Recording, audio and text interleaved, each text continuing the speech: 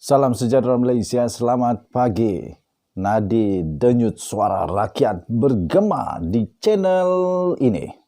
Pastinya tuan-tuan dan puan-puan, pendedahan demi pendedahan, satu demi satu pengkhianatan, perompakan dan segalanya kepada tanah air kita yang tercinta akan didedahkan satu demi satu. Pilihan Raya Negeri Johor pula hanya tinggal 8 hari saja lagi. Tuan-tuan dan puan, direct to the point. Sebelum itu, komen, share dan juga subscribe pada channel ini.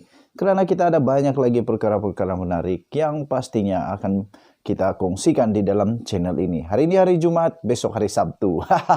Tuan-tuan dan puan, ada satu berita baru yang memang mengejutkan. Percubaan untuk melepaskan diri daripada Datuk Seri Najib Tun Razak, bosmu yang kamu kasihi. Tak tahulah kamu kasih kata. Bosku tak. Bosku. Bosku. Malu apa bosku? Tuan-tuan dan puan-puan, Mahkamah telah menolak satu permohonan daripada Najib dan juga rakannya Irwan supaya dilepaskan. Tuan-tuan dan puan-puan, ini satu percubaan untuk melepaskan diri yang gagal daripada Datuk Seri Najib Tun Razak. Rupa-rupanya ada satu percubaan untuk cuba-cuba. Setelah saya baca dan saya fahami, rupanya ini satu percubaan untuk cubalah, tapi akhirnya gagal.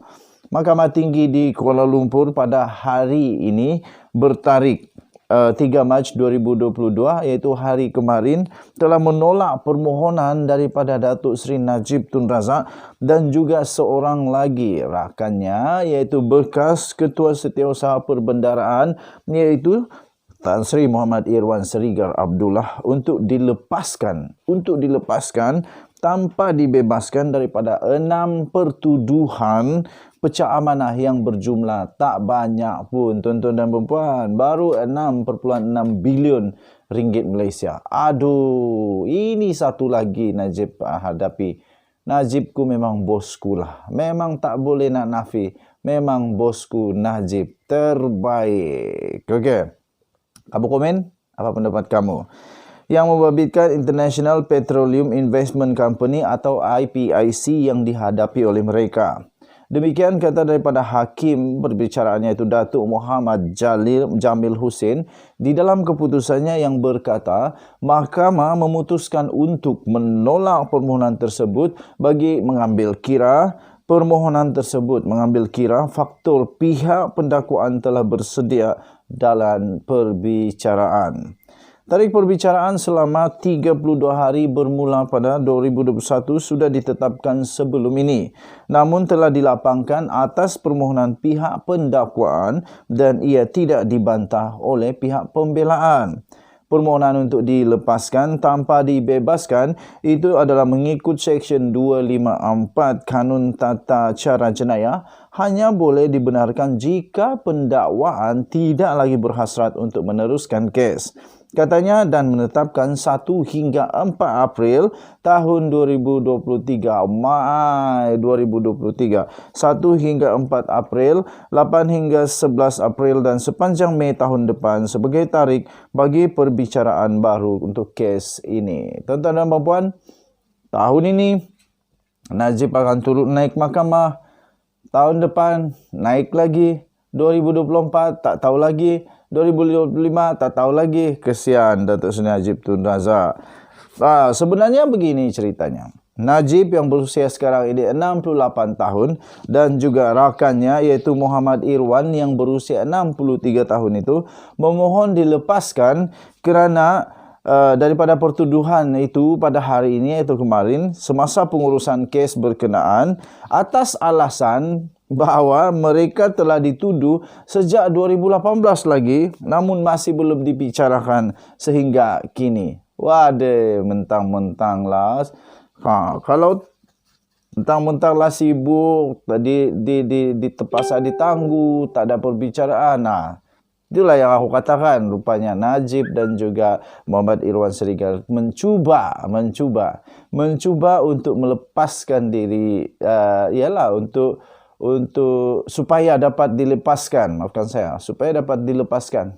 Namun akhirnya Harapan menjadi berkecai apabila mahkamah menolak dan tetap akan meneruskan perbicaraan ini bermula pada 2023.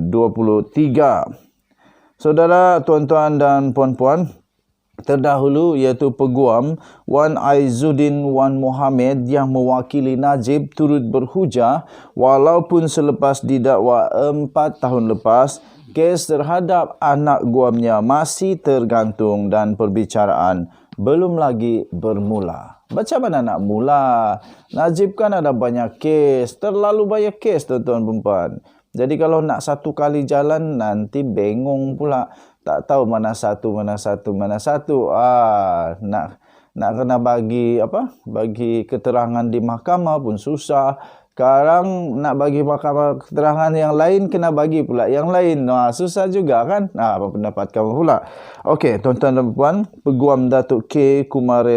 Kumaraendran yang mewakili Muhammad Irwan pula berkata, pihaknya tidak meragui proses mahkamah atau pihak pendakwaan. Tetapi kes yang dihadapi oleh anak guamnya masih lagi tergantung dan disebut sebanyak 14 kali di mahkamah sejak Oktober 2018 lagi. Kata beliau dalam kenyataan itu, kes ini telah tergantung kerana tiada kesesuaian tarikh bicara berikutan tertuduh pertama iaitu Datuk Seri Najib Tun Razak sedang dibicarakan di beberapa mahkamah yang berbeza dan pihak kami mendapat makluman daripada peguam beliau tarikh yang masih tersedia hanyalah pada tahun 2023. Sekiranya Yang Arif membenarkan permohonan ini, katanya iaitu lepas tanpa bebas, pihak pendakwaan boleh mengemukakan semula pendakwaan pada bila-bila masa, katanya dalam kenyataan tersebut. Malangnya, permohonan itu ditolak. Okey, Timbalan Pendakwa Raya Muhammad Saifuddin Hashim Musaimi bagaimanapun membantah permohonan itu atas alasan tidak adil bagi mahkamah membenarkan kedua-dua tertuduh dilepaskan tanpa dibebaskan pada peringkat ini iaitu sebelum perbicaraan. Beliau berkata pihak pendakwaan bersedia untuk menjalankan kes di mana sudah 3 kali serahan dokumen dibuat mengikut Seksyen 51A dan mengikut peruntukan undang-undang. Mereka boleh mengemukakan dokumen tambahan jika ada sebelum perbicaraan. Pendakwa raya mewakili 34 juta orang awam yang ingin melihat kes ini dibicarakan. Bukan boleh dilepaskan tanpa dibebaskan begitu saja. Kami bersedia untuk membuktikan tertuduh terhadap kedua-dua tertuduh. Tuduhan kepada kedua-dua tertuduh, katanya. Pada 24 Oktober 2018 yang lalu, Najib dan Muhammad Irwan mengaku tidak bersalah atas 6 pertuduhan pecah amanah ke atas harta kerajaan Malaysia berjumlah 6.6 bilion berkaitan bayaran kepada IPIC.